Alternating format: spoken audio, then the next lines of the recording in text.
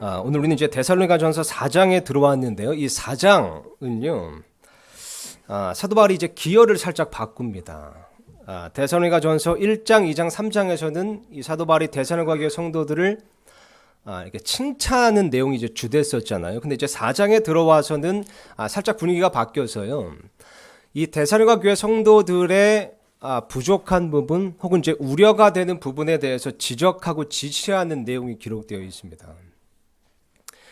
사실 이 교회에 보내는 이 사도 바울의 서신들을 보면요, 모두 이런 식으로 되어 있습니다. 그러니까 사도 바울은 먼저 칭찬을 하고 그 다음에 책망을 합니다. 그 다음에 이제 책망을 하거나 이제 명령을 하는 거죠. 심지어 예수님께서도 요한계시록 말씀을 보면요, 7교회에게 이제 편지하실 때요, 먼저 칭찬을 하시고 나중에 이제 책망을 하시고 또 명령을 이제 주셨잖아요.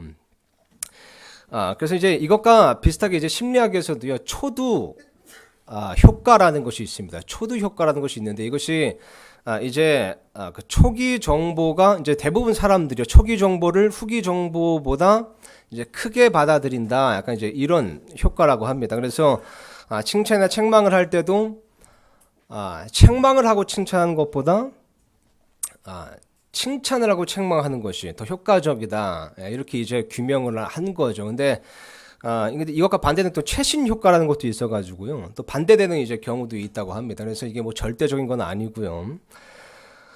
근데 이 심리학을 공부하신 분들은 여러분 잘 아시겠지만요.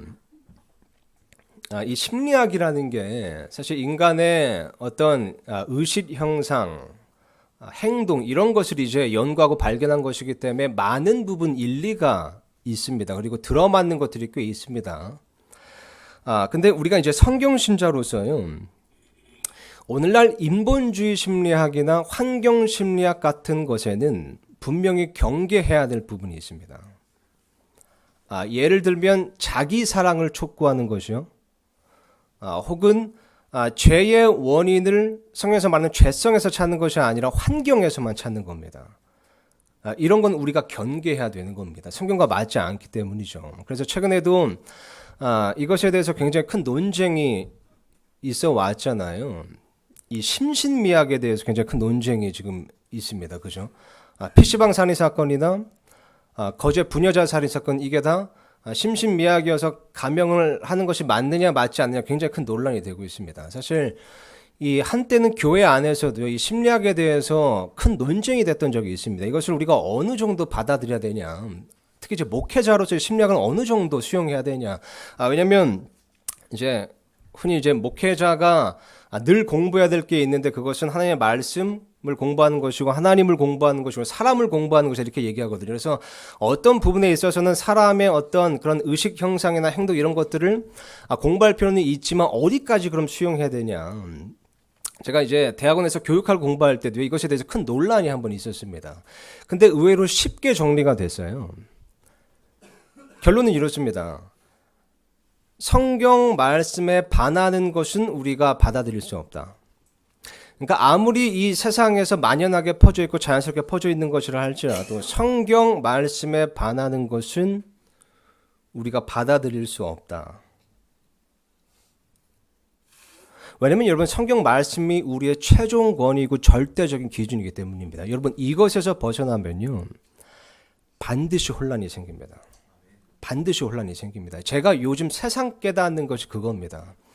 이 세상의 풍조나 세상의 현상이나 세상의 철학, 세상의 추세 이런 것들이 아무리 세상에 만연하게 퍼져 있고 자연스럽게 퍼져 있다고 할지라도요, 세상의 모든 사람들이 그것을 자연스럽게 받아들이고 있다고 할지라도요, 성경 말씀에 반하면 반드시 혼란을 가져옵니다. 성경 말씀에서 벗어나면 반드시 혼란을 가져온다는 겁니다. 사실 오늘 우리가 다루고자 하는 주제도 바로 그런 겁니다.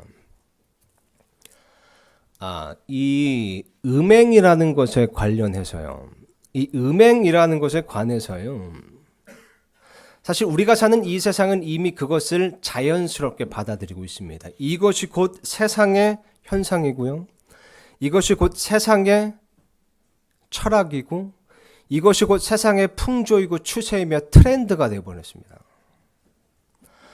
오늘날 세상에 모든 미디어, 다시 모든 세상의 미디어는요, 프리 섹스를 외치고 강조하고 광고하고 있습니다. 여러분 2015년에요. 우리나라의 간통죄가 폐지됐습니다. 근데 폐지되자마자 한 불륜 사이트에서 광고를 내걸었는데 이런 광고였습니다. 인생은 짧다, 바람을 펴라. 예, 장난이 아닙니다.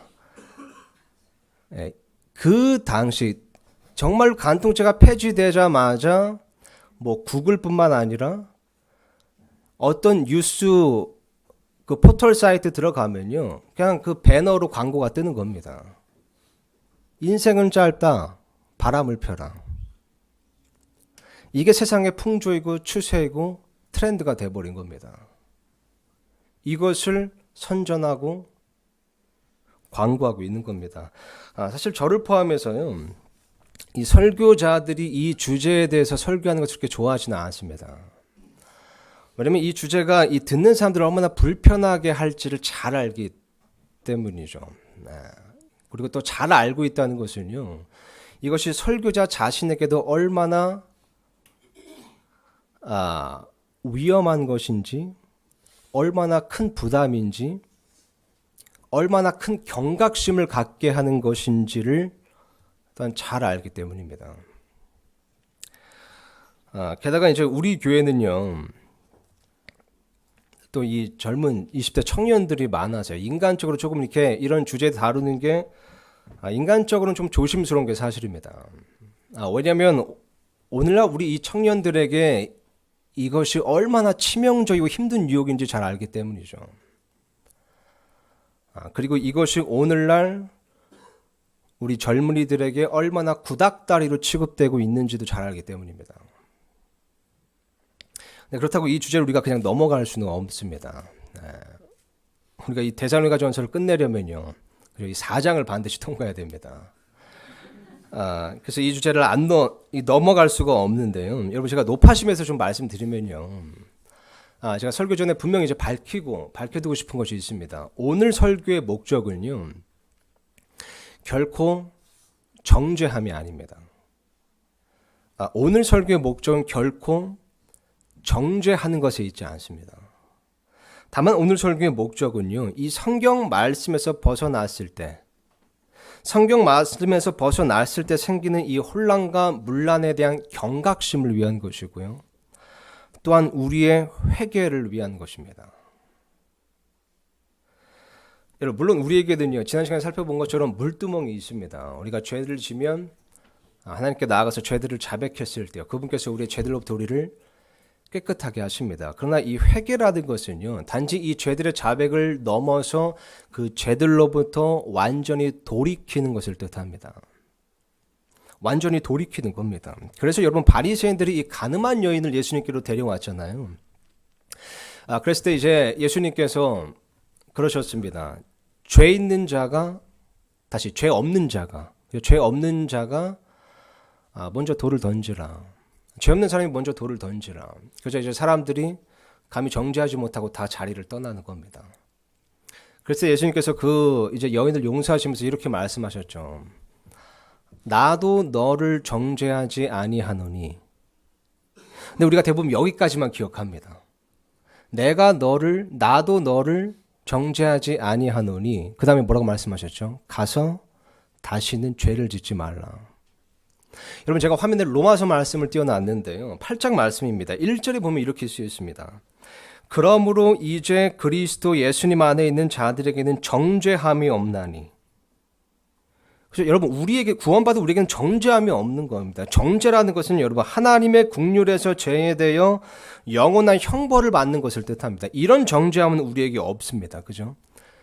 근데 대부분 우리가 여기까지만 기억하는 겁니다. 구원받은 자에게는 정죄함이 없는, 여기까지만 기억하는 겁니다. 근데 다음 문장 뭐라고 쓰여 있습니까? 그들은 육신을 따라 걷지 아니하고 성령을 따라 걷느니라. 육신을 따라 걷지 아니하고 성령을 따라 걸어야 된다는 겁니다. 왜냐하면 7절에 보니까 이렇게 쓰여 있습니다. 육신적인 생각은 하나님의 법에 복종하지 아니할 뿐 아니라 참으로 그리할 수도 없으므로 하나님과 원수되는 것이니라. 그런즉 이와 같이 육신 안에 있는 자들은 하나님을 기쁘게 할 수 없느니라. 그러니까 그러니까 육신에 따라 걷는 것은 하나님을 기쁘게 할 수 없다는 겁니다. 여러분, 이게 바로 오늘 본문 말씀에 나오는 그 1절의 내용입니다. 1절을 제가 다시 읽겠습니다. 그러므로 또한 형제들아, 우리가 주 예수님을 힘입어 너에게 간청하고 권면하느니 너희가 마땅히 어떻게 걸으며 하나님을 기쁘게 할 수 있는지 우리에게서 받았은즉 그대로 더욱더 넘치게 하라. 그죠? 마땅히 어떻게 걷고 어떻게 하나님을 기쁘게 할 수 있다는 거죠. 방금 읽은 이제 로마서 말씀에 나와 있는 겁니다. 육신을 따라 걷지 아니하고 성령을 따라 걸어야 되는 겁니다. 육신 안에 있는 자들은 하나님을 기쁘게 할 수 없는 겁니다. 육신을 따라 걷지 않는 것이 하나님을 기쁘게 하는 겁니다. 그래서 이 1절 말씀, 오늘 본 말씀 1절 말씀에 답을 하자면요, 성령을 따라 걸어서 하나님을 기쁘게 하는 것, 육신을 따라 걷지 아니하는 것, 이것이 우리가 마땅히 걸어야 되는 것이고요, 이것이 우리가 하나님을 기쁘게 할 수 있는 방법이라고 지금 설명하고 있는 겁니다. 자, 근데 1절, 2절 말씀 보니까요, 여러분, 보니까 지금 사도 바울이 반복해서 강조하고 있는 것이 하나 있습니다. 그래서 제가 다시 한번 읽겠습니다. 그러므로 또한 형제들아, 우리가 주 예수님을 힘입어 너희에게 간청하고 권면하노니 너희가 마땅히 어떻게 걸으면 하나님을 기쁘게 할 수 있는지 우리에게서 받았은즉 그대로 더욱더 넘치게 하라. 우리가 주 예수님을 힘입어 너희에게 무슨 명령들을 주었는지 너희가 아느니라. 우리가 주 예수님을 힘입어 너희에게 무슨 명령들을 주었는지 너희가 아느니라. 그러니까 지금 이 사도 바울이요, 여기서 지금 간청하고 권면하고 명령한 것들은 사도 바울의 개인적인 사견이 아니라는 겁니다. 주 예수님에 의해서 권면하고 간청하고 명령한 것들이라는 겁니다. 다시 말하면 이것은 예수님께서 말씀하신 거고 하나님의 명령이라는 겁니다. 사도 바울의 개인적인 사견이 아닙니다. 사도 바울의 철학이나 사도 바울의 소신이 아닌 겁니다. 하나님의 명령이라는 겁니다. 그래서 오늘 설교를 하면서 저도요, 이 하나님의 말씀을 좀 많이 찾아보길 원합니다. 왜냐면 이것이 제 개인적인 어떤 소신이나 철학이 아니기 때문입니다. 하나님의 말씀을 우리가 살펴볼 필요가 있습니다. 하나님께서 뭐라고 말씀하시는가? 성경에 무엇라 쓰여 있는가? 그렇잖아요. 제가 개인적으로 제 개인적인 소신을 설파할 이유가 전혀 없습니다. 여기서요. 왜냐면 이것은 무엇보다 목회자에게 큰 경각심을 가져다주는 주제이기 때문이죠. 제가 한때 대단히 존경했던 한 목사님이 있었습니다. 대단히 존경했던 한 목사님이 있었는데요. 그분과 이제 개인적으로 대화를 나눈 적도 있었는데, 이 미국에서 상당히 영향력 있는 사역을 하신 분입니다. 심지어 이 백악관에 초청을 받아서 백악관에서 설교를 하신 분이었는데요. 이분이 지금 이 문제 때문에 감옥에 있습니다. 얼마 전에 우리나라에서도요, 그 인천의 한 교회에서요, 한 목사가요, 목사의 아들이면서 목사가 정말 수치스러운 그런 성범죄를 저질러서 아주 파장을 일으켰습니다. 지금도 큰 파장을 일으키고 있는데요. 진짜 그 기사를 보는데 진짜 피가 거꾸로 섰더라고요. 제가 가장 열받는 대목이 어디였냐면요, 가장 진짜 분노가 진짜 끓어오르는 대목이 어디였냐면요, 혹시 그 기사 좀 자세히 읽어보셨나요? 그 읽어보면요, 그랬대요. 이 사람이 이제 여학생들한테 성관계를 요구한 겁니다. 그러자 이 한 학생이요, 난 못한다. 성경에서 혼전 순결을 얘기하고 있기 때문에 난 못한다. 성경에서 음행에 대해서 얘기하고 있기 때문에 난 못한다. 라고 하니까 그 목사라는 사람이 뭐라고 했는지 아세요? 성경에 오류가 있는 거다. 성경의 해석이 잘못된 거다. 음행은 시대적 배경에 따라 해석이 달라져야 된다. 다시 말씀드리겠습니다. 뭐라고 했냐면요, 음행은 시대적 배경에 따라 해석이 달라야 된다. 여러분, 저는요, 우리가 이 말에 분노할 수 있기를 간절히 소망합니다. 왜냐면 여러분, 너무나 많은 적지 않은 그리스도인들이요, 이런 사람에 대해서 마음대로 욕하면서요, 정작 본인도 이렇게 생각하고 있기 때문입니다. 성경의 어느 기준들, 어느 규례들, 어느 명령들은 시대에 따라 다르게 해석돼야 된다? 물론 그런 것도 있습니다. 그죠? 그렇지만 과연 음행에 관해서도 그러할까요? 여러분, 우리는요, 성경 말씀에 반하는 것은 받아들일 수 없습니다. 이것은 우리가 분명히 해야 됩니다. 우리는 우리가 어떻게 생각하냐, 세상에 무엇라 말하느냐가 아니라 성경 말씀 무엇라 말하느냐를 잘 들여다봐야 됩니다.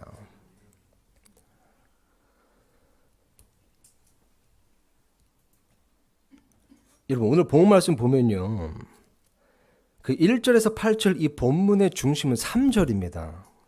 그죠? 이 3절을 본론으로 해서요, 앞뒤 서론과 결론이 문맥으로 지금 연결되어 있는 겁니다. 제가 3절을 다시 한번 읽어보겠습니다. 하나님의 뜻은 이것이니, 하나님의 뜻은 이것이니. 여러분, 하나님 뜻대로 살고 싶은 분 계십니까? 하나님 뜻 안에 거하고 싶으신 분 계세요? 여기 직접적인 하나님의 뜻이 있습니다. 곧 너희가 거룩히 구별되는 것이라. 그러니까 세상과 동화되지 않고 거룩히 구별되는 것이 하나님의 뜻이라는 겁니다. 그죠? 육신을 따라 걷는 것이 아니라 성령, 곧 거룩한 영을 따라서 걷는 것, 이것이 하나님의 뜻인 겁니다. 바꿔 말하면요, 우리가 육신을 따라서 걸으면 하나님의 뜻 밖에 있다는 겁니다. 굉장히 위험한 겁니다. 그죠? 근데 오늘 본문 말씀 보니까요, 이 거룩히 구별되는 것에 대해서 오늘 본문 말씀은 이렇게 말씀하고 있습니다. 음행을 삼가고. 하나님의 뜻은 이것이니 곧 너희가 거룩히 구별되는 것이라 음행을 삼가고. 이런 음행과 간음의 약간의 의미상 차이가 있습니다. 간음은 이제 결혼한 사람의 성적인 이 죄를 뜻하는 것이고, 이 음행은 결혼하지 않은 사람들 사이에 이루어지는 이제 성적인 죄를 뜻하는 거잖아요. 그렇지만 어쨌든 결혼 밖에서 이루어지는 모든 성적인 죄들은 다 음행이라고 보는 겁니다. 다시 말씀드리겠습니다. 결혼 밖에서 이루어지는 모든 성적인 죄들은 다 음행이라고 성경은 규정하고 있습니다. 그렇게 정의하고 있습니다. 그죠? 그래서 이런 음행이요, 이때 당시 이 데살로니가를 포함한 이 그리스 지역에 만연하게 퍼져 있었습니다. 너무 만연하게 퍼져 있었습니다. 이 음행이라는 것이 그들의 이 문화였고 풍토였고 또 트렌드였던 겁니다. 그죠? 그래서 어떻게 보면 이 사도 바울이 이 음행에 대한 가르침, 거룩히 구별되는 삶에 대한 가르침을 줬을 때 이 데살로니가 교회, 이 데살로니가 사람들에게 이게 굉장히 낯선 가르침이었습니다. 그죠? 그럼에도 불구하고 사도 바울은 예수님을 힘입어 음행에 대해 경고를 했어야만 했던 겁니다. 여러분, 여기서 음행을 삼가라, 이 삼가라는 영어 단어가 abstain이라는 단어가 쓰였는데요. 이 단어는 논쟁의 여지가 없는 단어입니다. 이것은 금연, 금주, 단식 이런 것들을 얘기할 때 쓰이는 단어입니다. abstain. 금하고 삼가라는 뜻이죠. 여러분, 신약성경에 보면요, 이 그리스도인들이 거룩히 구별된 삶을 위해서 이제 삼가야 할 어떤 이제 여러 가지 죄들에 대해서 이제 언급하고 있습니다. 뭐 예를 들면 살인이라든가 뭐 신성모독, 뭐 거짓말, 뭐 거짓 증언 이런 것을 이렇게 언급하고 있는데, 그 어떤 죄들보다도 음행에 대한 경고가요 2배 이상 많습니다. 신약성경에 보면요. 게다가 신약성경에 보면요, 이 신약 성도들, 구원받은 성도들을 위해서 기록된 그런 성경 말씀에도요 44번이나 음행에 대한 경고가 있습니다. 음행에 대한 경고가 44번이나 있다는 겁니다. 왜냐하면 여러분, 하나님께서 이것이 우리의 취약점인, 얼마나 큰 취약점인지를 알고 계시기 때문입니다. 게다가 여러분, 이것은요, 이 음행이라는 죄는요 다른 죄들과 다르게 구별되는 점이 있습니다. 그러니까 이 좀 특별한 죄라는 거예요, 음행은요. 쉽게 말하면요. 그러니까 다른 죄들과 달리 좀 구분되는 그런 죄라는 겁니다. 자, 고린도전서 말씀을 보여드릴 텐데요. 이거 지난주도 한번 살펴봤던 겁니다. 고린도전서 6장 18절에서 20절 보니까 이렇게 쓰여 있습니다. 음행을 피하라. 여기 이제 음행을 피하라, 이게 flee라는 단어가 쓰였으니까 음행으로부터 도망가라는 겁니다. 그죠? 음행을 피하라. 사람이 행하는 모든 죄는, 한번 잘 보세요. 사람이 행하는 모든 죄는 몸 밖에 있거니와 음행하는 자는 자기 몸의 죄를 짓느니라. 모든 죄와 구별되는 죄가 바로 음행이라는 겁니다. 어떻게 구별되죠? 모든 죄는 몸 밖에서 짓는 것인데 이 음행하는 죄만 자기 몸의 죄를 짓는 죄라는 겁니다. 계속해서 읽겠습니다. 도대체 무슨 말이냐? 너희 몸이 너희가 하나님께서 받은 바 너희 안에 계신 성령님의 전인 줄 너희가 알지 못하느냐? 너희는 너희 자신의 것이 아니니 주께서 값을 치르고 너희를 사셨느니라. 그런즉 하나님의 것인 너희 몸과 너희 영으로 하나님께 영광을 돌리라. 그저 음행하는 죄는요, 다른 죄들과 달리 자기 몸의 죄를 짓는 겁니다. 그리고 구원받은 그리스도의 몸은요, 하나님의 거룩하신 영께서 거하시는 하나님의 성전이라는 겁니다. 음행하는 죄는 자기 몸의 죄를 짓는 겁니다. 그러므로 하나님의 성전을 직접적으로 더럽히는 죄인 겁니다. 그리고 여러분, 하나님께서는요, 이 하나님의 성전에 대해서 굉장히 민감하신 분이십니다. 그래서 고린도전서 3장에 보면 이렇게 말씀하고 있는 겁니다. 3장 16절에서 17절에 화면에 띄어놨습니다. 너희가 하나님의 성전인 것과 하나님의 영께서 너희 안에 거하시는 것을 너희가 알지 못하느냐?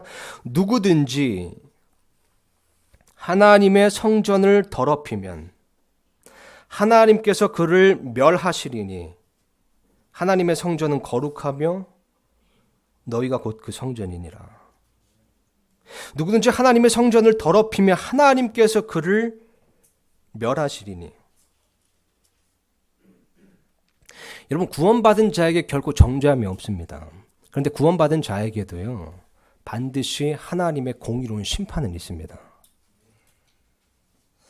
여러분, 히브리서 말씀에 보면요, 이 사도 바울이 하나님의 영감으로 이제 히브리 그리스도인들에게 편지합니다.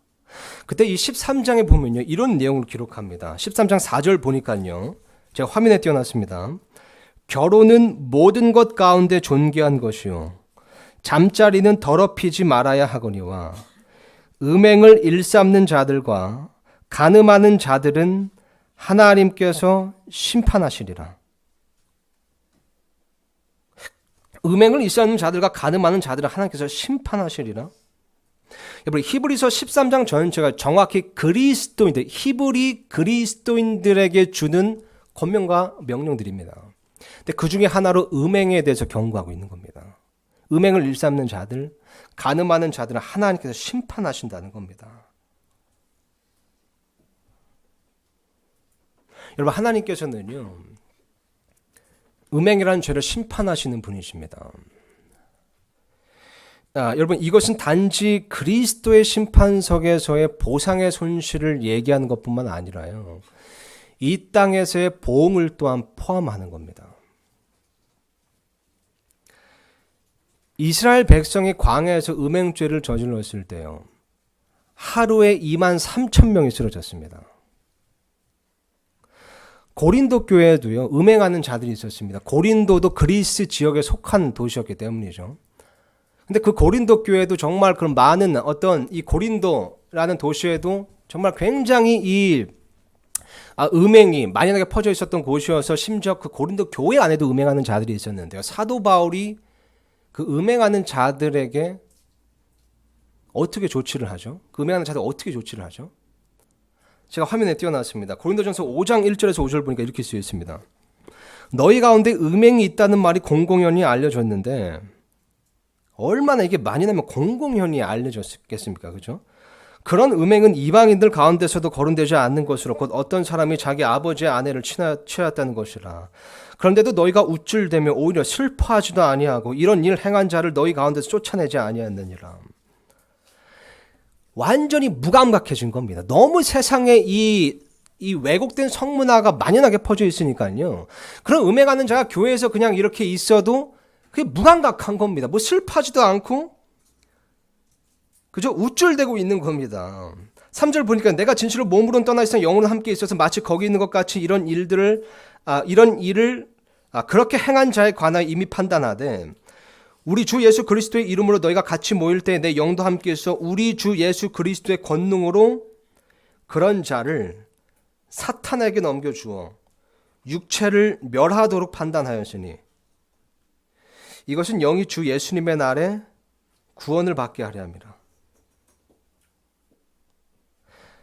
심지어 사탄에게 내줘 육체를 멸하도록 했다는 겁니다. 왜 그렇습니까? 음행죄는요, 자기 몸에게 죄를 지은 것이기 때문입니다. 그리고 그 몸은 하나님의 성전이기 때문이죠. 하나님의 성전을 더럽힌 겁니다. 그래서 여러분 오늘 본문 말씀 이렇게 말씀하고 있는 겁니다. 제가 3절부터 다시 읽겠습니다. 하나님의 뜻은 이것이니 곧 너희가 거룩히 구별되는 것이라 너희는 음행을 삼가하고 너희 각 사람이 거룩히 구별함과 존귀함으로 자기 그릇을 소유할 줄 알되. 그러니까 거룩히 구별함과 존귀함으로 자기 그릇을 소유하라는 거잖아요. 이 성경에서 이 그릇이라는 단어가 이 그릇이라는 용어가 이제 어떤 상징적인 의미로 쓰였을 때 이것은 대부분 몸을 뜻하는 겁니다. 그래서 고린도후서 말씀에 보면 뭐라고 쓰여 있습니까? 우리가 보배를 질그릇 안에 두고 있다. 질그릇 안에 갖고 있다. 그 보배는 예수님을 뜻하잖아요. 우리가 예수님을 우리 몸 질그릇 안에 갖고 있다는 겁니다. 그릇은 성경에서 몸을 뜻하는 겁니다. 그래서 지금 말씀하기를요. 너희 각 사람이 거룩히 구별함과 존귀함으로 자기 그릇을 소유할 줄 알되. 그러니까 거룩히 구별함과 존귀함으로 그릇을 소유하는 거, 그 몸을 소유하는 거 왜 그렇습니까? 이 몸은요 우리 게 아니라 하나님의 성전이기 때문입니다. 그죠? 그래서 다음 구절 이렇게 쓰여 있는 겁니다. 하나님을 알지 못하는 이방인들과 같이 욕정의 욕망으로 하지 말고. 그러니까 우리가 우리 그릇을 우리 몸을 소유하는데 이방인들과 같이 하나님을 알지 못하는 이방인들과 같이 욕정의 욕망으로 하지 말라는 겁니다.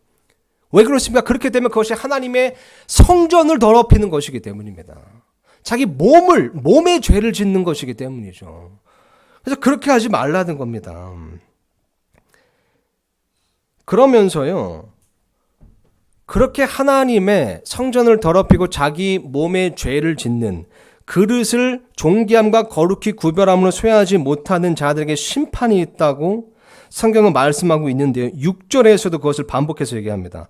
아무도 어떤 일에서든 도를 넘어 자기 형제를 속여 빼앗지 말라. 간음을 얘기하는 거죠. 문맥으로 봤을 때요. 보시기 바랍니다. 우리가 또한 너희에게 미리 경고하고 증언한 것 같이 사도 바울은요. 이 데살로니가 전서를 쓰기 전에 데살로니가 교회 성도들과 3주 동안 같이 있을 때 그 짧은 기간에도 이것을 경고하고 미리 증언했다는 겁니다. 음행에 대한 경고를요. 뭐라고 쓰였습니까? 우리가 또한 너에게 미리 경고하고 증언한 것 같이 주께서는 그런 모든 자들에게 복수하는 분이시니라. 영어로 보면요. The Lord is the avenger 이렇게 되어 있습니다. 여러분 어벤져스 아시죠? 하나님께서 어벤져라는 겁니다. 여러분 어벤져스만 복수하는 게 아닙니다. 하나님께서도 이런 모든 자들에게 복수하는 분이신 겁니다. 왜 그렇죠? 왜 복수하십니까? 하나님의 성전을 더럽혔잖아요. 음행죄는 자기 몸에, 자기 그릇에 그 하나님의 성전을 더럽게 하는 것이기 때문입니다.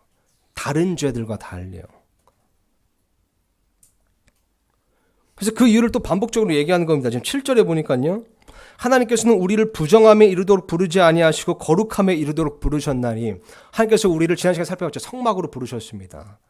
하나님의 성전을 부르셨습니다. 그래서 하나님을 거룩한 하나님을 거룩히 다시 경배하기 위한 목적으로 부르신 겁니다.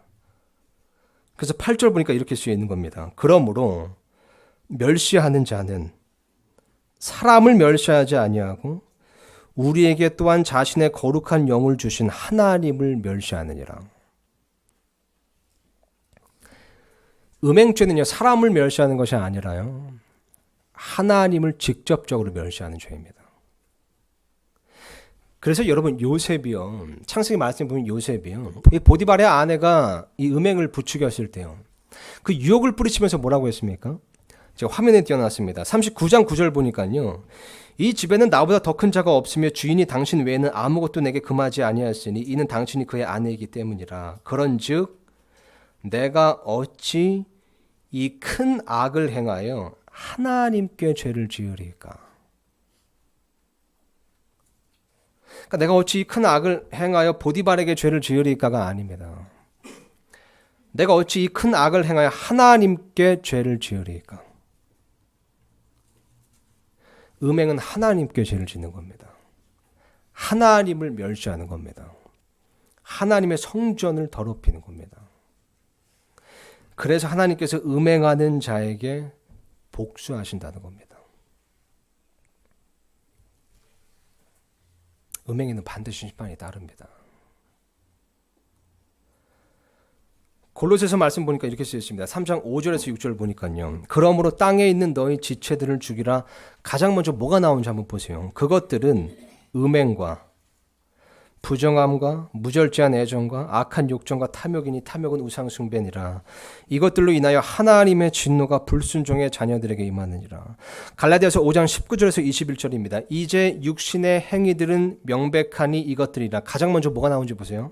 곧 간음과 음행과 부정함과 색욕과 우상숭배와 마술과 증오와 불화와 경쟁과 진노와 다툼과 폭동과 이단 파단과 시기와 살인과 술취함과 흥청됨과 또 그와 같은 것들이라. 내가 또한 전에 너에게 말한 것 같이 이것들에 대하여 미리 너에게 말하노니. 계속 사도 바울이 얼마나 많이 얘기했으면요, 그죠? 내가 또한 전에 너에게 말한 것 같이 계속 이것들을 얘기하고 증언하고 경고했던 겁니다. 그런 것들을 행하는 자들은 결코 하나님의 왕국을 상속받지 못하리라. 에베소 5장 3절에서 5절 말씀입니다. 가장 먼저 뭐가 나오는지 보세요. 오직 음행과 모든 부정한 것과 혹은 탐욕은 너희 가운데서 한 번이라도 그 이름조차 부르지 말라. 그것이 성도에게 합당하니라. 시대의 배경에 따라 해석이 달라져야 된다고요? 이것이 신약교회 성도들에게 합당하다는 겁니다.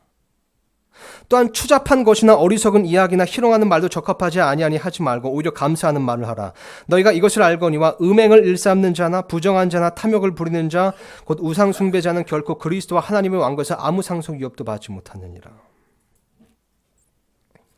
여러분, 구원받은 자에게는 당연히 정죄함이 없습니다. 그러나 보응과 심판은 있습니다. 속지 말라.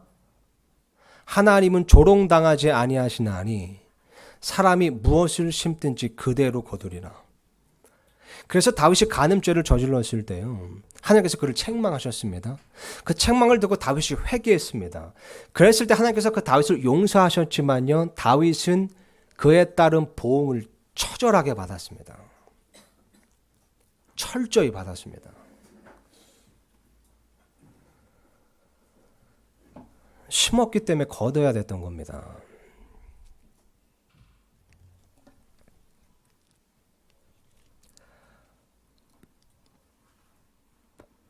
성경에서는 여러분 이렇게 얘기하고 있습니다. 이게 하나님께서 말씀하시는 바인 겁니다. 제가 지금 인용한 구절들은요, 다 신약 성경에 나오는 구절들입니다. 아시다시피요. 이게 시대에 따라서 변화하고 그 의미가 바뀌고 그런 게 아닌 겁니다. 그렇다면 여러분, 이런 음행에서 우리가 어떻게 피할 수 있을까요? 이런 음행으로부터 우리가 어떻게 도망갈 수 있을까요? 혹은 그렇잖아요. 정말 음행으로 가득 찬 세상입니다. 이런 세상에서 우리가 어떻게 거룩히 구별되어서 이 음행을 삼갈 수 있을까요? 이것에 대해서 간단히 몇 가지만 좀 나눠보겠습니다. 사실 이것은 단지 음행을 피하는 법이랄까요? 뿐만 아니라요, 이 육신의 행위들을 피하고 삼가는 그런 성경적인 방법들이 되겠습니다. 첫 번째로 여러분, 우리는요, 이 음행을 피하기 위해서, 육신의 행위를 피하기 위해서 성령 안에서 걸어야 됩니다. 성령 안에서 걸어야 됩니다. 아까 읽은 이제 갈라디아서 5장 말씀을 보면요, 16절에 이렇게 쓰여 있습니다. 저 화면에 띄워놨습니다. 그런즉 내가 이것을 말하노니 곧 성령 안에서 걸으라. 그리하면 너희가 육신의 욕심을 이루지 아니하리라. 육신은 성령을 대적하여 욕심을 부리고 성령은 육신을 대적하나니 이 둘이 서로 반대가 되므로 너희가 원하는 것들을 너희가 능히 하지 못하느니라. 그러나 너희가 성령의 인도를 받으면 율법 아래 있지 아니하니라. 성령 안에서 걸으면 육신의 욕심을 이루지 아니할 수 있는 겁니다. 어떻게 우리가 성령 안에서 걸을 수 있습니까? 매 순간 우리가 우리 안에 계신 성령님을 의식해야 되고요, 성령님을 슬프게 해서는 안 되고 성령님을 억누르면 안 됩니다. 성령 충만을 추구해야 되고요, 또 성령님의 인도하심에 민감해야 됩니다. 그렇게 우리가 성령 안에 걷는다면요, 성령 안에서 걷는다면 우리가 육신의 욕심을 이루지 않을 겁니다. 왜 그렇습니까? 성령은 육신을 대적하기 때문입니다. 성령 충만을 추구하셔야 됩니다. 음행을 피하기 위해서, 육신을 따라 걷지 않기 위해서 성령 충만을 추구하셔야 됩니다. 두 번째로 여러분, 보는 것을 주의해야 됩니다. 음행을 피하기 위해서요. 육신의 행위들을 피하기 위해서 삼가기 위해서요. 보는 것에 주의해야 됩니다. 요한 1서에는요. 안목의 정욕에 대해서 경고하고 있습니다. 예레미야 애가에 보면요. 흥미로운 구절이 나오는데요. 제가 화면에 띄워놨습니다. 이런 말씀이 나옵니다. 예레미야 애가 3장 51절 보니까요. 내 도시의 모든 딸들로 인하여 내 눈이 내 마음을 상하게 하는도다. 내 눈이 내 마음을 상하게 하는다. 여기 상하게 하는다. 이게 영어로 이제 affect라는 단어가 쓰였습니다. 그러니까 영향을, 직역하면 영향을 줬다는 겁니다. 그러니까 내 눈이 내 마음에 영향을 준다는 겁니다. 그죠? 여러분, 우리의 생각과 마음은요, 보는 것에 반드시 영향을 받습니다. 반드시 영향을 받습니다. 그래서 이스라엘 백성들이 가나안 땅에 들어가기 전에요. 하나님께서 그 이스라엘 백성에게 어떤 명령을 하셨냐면요. 이런 명령을 하셨습니다. 민수기 33장 52절 보니까요. 그 땅의 모든 거주민을 너희 앞에서 몰아내며 그들의 모든 그림과 부어 만든 모든 형상을 멸하고 그들의 모든 산당을 완전히 허물며 그들의 모든 그림을 제거하라는 겁니다. 완전히 제거하라는 겁니다. 왜냐면 그때 당시 이 사람들이 그 춘화를 많이 그렸잖아요. 포르노 같은 겁니다. 그런 것들 많이 그렸습니다. 그래서 그것들을 다 제거하라는 겁니다. 왜냐면 눈이 마음에 영향을 주기 때문입니다. 우리는 보는 것을 주의해야 됩니다. 여기 나오는 이 그림, 여기 지금 민수기 말씀에 나오는 이 그림 있잖아요. 이 그림이라는 단어, 이 pictures라는 단어가요. 킹 제임스 성경 외에 다른 현대譯본에는 다 빠져 있습니다. 왜 이 그림이 빠져 있는지 모르겠어요. 왜냐면 누구보다 마귀가 잘 알기 때문일 수도 있습니다. 눈은 마음에 영향을 줍니다. 이브도 눈이 마음에 영향을 줬습니다. 보기에 탐스럽고요. 보기에 그죠? 먹기 좋아 보이고요. 그잖아요. 다윗도 눈이 마음에 영향을 줬습니다. 보는 것을 주의해야 됩니다. 보는 것을 주의해야 됩니다. 세 번째로요, 여러분. 사귐을 주의해야 됩니다. 우리가 누구와 사귀는지를 조심해야 됩니다. 고린도전서 15장 33절 말씀 보니까 이렇게 쓰였습니다. 속지 말라 악한 사귐은 선한 습성을 부패시키느니라. 악한 사귐은 선한 습성을 부패시키느니라. 여러분 사무엘기하에 보면요. 다윗의 아들 암논이요.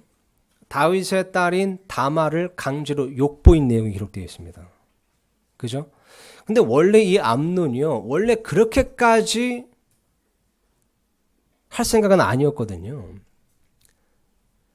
근데 그렇게 된 결정적인 요인이 있었습니다. 그 요인을 성경이 이렇게 기록합니다. 사무엘기하 13장 3절 말씀 보니까요. 그러나 암논에게 요나답이라 하는 친구가 있었는데 요나답은 다윗의 형 시므아의 아들이요 심히 간교한 자더라. 암논에게 요나답이라 하는 친구가 있었는데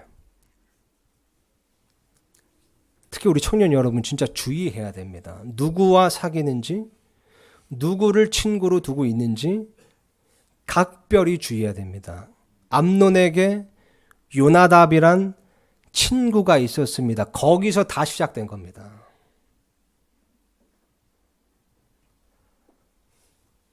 악한 사귐은 선한 습성을 부패시키는 겁니다. 그래서 디모데후서 말씀에 보면 이렇게 쓰여 있습니다. 디모데후서 2장 20절 말씀 보니까요. 그러나 큰 집에는 금그릇과 그런 얘기가 나오죠.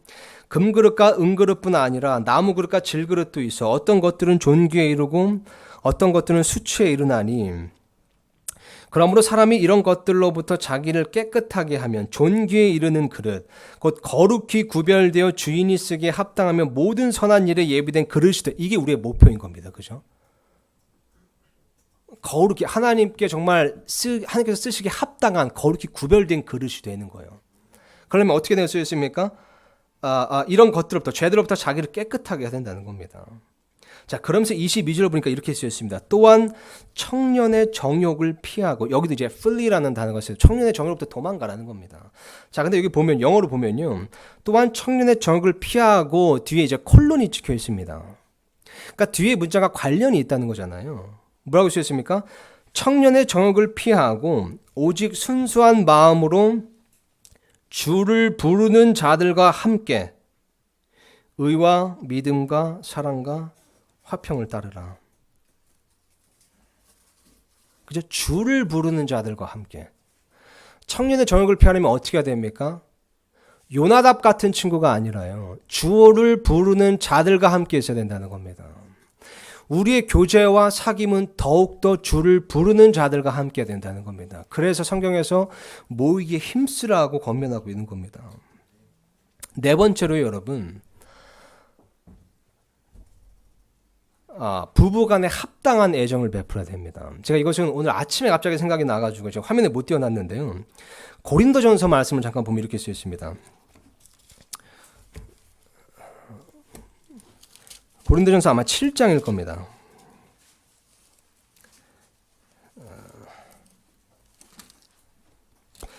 여기 쓰여있네요. 2절 보니까요. 1절부터 읽겠습니다. 고린도전서 7장 1절입니다. 이제 너희가 내게 쓴 것들에 관하여 말하건대 남자가 여자에게 손을 대지 아니한 것이 좋으니라. 성적인 터치를 얘기하는 거죠. 그러므로 불구하고 음행을 피하기 위하여 남자마다 자기 아내를 두고 여자마다 자기 남편을 둘지나 남편은 아내에게 합당한 애정을 베풀고 아내도 남편에게 그와 같이 행할지니라. 아내가 자기 몸을 마음대로 하지 못하고 남편이 하면 남편도 이와 같이 자기 몸을 마음대로 하지 못하고 아내가 하느니라. 너희는 서로를 속여 권리를 빼앗지 말라. 어떤 권리인지 아시죠? 너희가 금식과 기도에 전념하기 위해 동의를 구해 얼마 동안은 그리하는 것이 예외이나 다시 함께하라. 잠자리를 함께하라는 겁니다. 이것은 너희가 참지 못함으로 인해 사탄이 너희를 시험하지 못하게 하려 함이라. 이런 사탄의 시험, 음행을 피하기 위해서는 부부가 합당한 애정을 베풀어야 된다는 겁니다. 서로의 권리를 빼앗아서는 안 된다는 겁니다. 그죠? 마지막으로 여러분, 생각을 사로잡아야 됩니다. 우리의 생각을 사로잡아야 됩니다. 고린도후서 말씀에 보면 이렇게 쓰여 있습니다. 10장 5절 말씀 보니까요. 우리가 상상하던 것과 또 하나님을 아는 것을 대적하여 스스로 높이는 모든 것을 무너뜨리고 모든 생각을 사로잡아 그리스도께 순종하게 하며 모든 생각을 사로잡아 그리스도께 순종하게 하며. 그죠? 여기서 생각을 사로잡아, 이게 영어로 이제 bring into captivity. bringing into captivity. 그러니까 완전히 감금시켜 버리라는 겁니다. bring into captivity. 감금시켜 버리라는 겁니다. 그러니까 철저하게 지키라는 겁니다. 왜냐하면 이 세상에 속한 모든 것들이요, 오늘날 왜곡된 성문화를 선전하고 있기 때문입니다. 그리고 이 영향력이 얼마나 강하냐면요, 한순간에 우리를 세뇌시킬 수 있습니다. 여러분, 드라마 한 편이 우리의 생각을 변화시키고요, 드라마 한 편이 우리의 행동을 바꾸고 우리의 가치관을 바꾸고 결국 우리의 삶을 바꿉니다. 우리의 생각이 바뀌면요, 우리의 삶이 바뀝니다. 우리의 생각이 바뀌면 우리의 가치관, 우리의 세계관, 모든 것이 바뀌는 겁니다. 근데 오늘날 세상에는요, 드라마 한 편으로 사람의 생각을 바꿉니다. 생각을 우리가 사로잡아야 됩니다. 이런 것에 한순간에 우리도 모르게 세뇌되지 않도록요, 생각을 하나님의 말씀으로 사로잡아야 되는 겁니다. 하나님의 말씀을 절대적 기준으로 생각을 사로잡아야 되는 겁니다. 하나님의 말씀이 우리의 나침반이 되게 해서 우리의 방향을 결정하게 해야 되는 겁니다. 그래서 여러분, 에베소서 말씀 보면요, 이것만 보고 마치겠습니다. 에베소서 말씀 보면 이렇게 쓰여 있습니다. 4장 17절에서 23절 보니까요, 제가 읽겠습니다. 화면에 띄워놨습니다. 그러므로 내가 이것을 말하며 주 안에서 증언하노니 이제부터 너희는 다른 이방인들이 그들의 헛된 생각 속에서 걷는 것 같이 걷지 말라. 생각이 이처럼 중요하다는 거죠. 그들은 지각이 어두워졌으며 그들 속에 있는 무지함과 그들 마음에 눈먼 것으로 인해 하나님의 생명에서 떨어져 있도다. 그들이 감각을 지나쳐 자기를 색욕에 내주고 탐욕을 내어 모든 부정한 것을 행하세요. 왜 그렇죠? 헛된 생각 속에서 걷기 때문입니다. 헛된 생각 속에서 걸으니까, 이런 헛된 생각을 갖고 있으니까 자기를 색욕에 내주는 겁니다. 탐욕을 내는 겁니다. 모든 부정한 것을 행하는 겁니다. 20절 보니까요, 너희는 그리스도를 그렇게 배우지 아니하였느니라. 진리가 예수님 안에 있는 것 같이 너희가 그분의 말씀을 듣고 그분에게서 가르침을 받았을진데 이전 행실에 관하여는 너희가 속이는 것으로 가득한 욕심들에 따라 부패한 옛사람을 벗어버릴 것을 가르침을 받았으니 너희의 생각의 영 속에서 새롭게 되라. 너희의 생각의 영 속에서 새롭게 되라. 여러분, 설교를 정리하면서 오늘 설교에 소박한 목표가 있다면요, 그것은 생각을 바꾸는 겁니다. 우리의 생각을 바꾸는 겁니다. 저와 여러분의 생각을 바꾸는 겁니다. 음행은 단지 세상의 트렌드라고 하는 그 생각이 바뀌었으면 좋겠습니다. 음행은 단지 세상의 트렌드가 아닙니다. 이것은 우리 몸에 직접적으로 죄를 짓는 것이고요. 하나님의 성전을 직접적으로 부패시키는 것이고요. 하나님을 직접적으로 멸시하는 겁니다. 음행은 단지 세상의 트렌드라는 생각이 바뀌었으면 좋겠습니다. 음행은 시대적 배경에 따라서 그 해석이 달라져야 된다는 그 생각이 바뀌었으면 좋겠습니다. 그리고 우리가 소유한 우리 그릇, 우리 몸에 대한 생각이 좀 바뀌었으면 좋겠습니다. 우리 몸은요, 그냥 우리 것이 아닙니다. 보배를 담고 있는 질그릇인 겁니다. 하나님의 전인 겁니다. 여러분, 오늘 설교의 목적은요, 정죄함이 결코 아닙니다. 경각심과 회개를 위한 것입니다. 여러분, 예수님께서 말씀하신 것을 부디 기억하시기 바랍니다. 나도 너를 정죄하지 아니하노니 가서 다시는 죄를 짓지 말라. 기도하고 마치겠습니다. 피아노가 연주될 때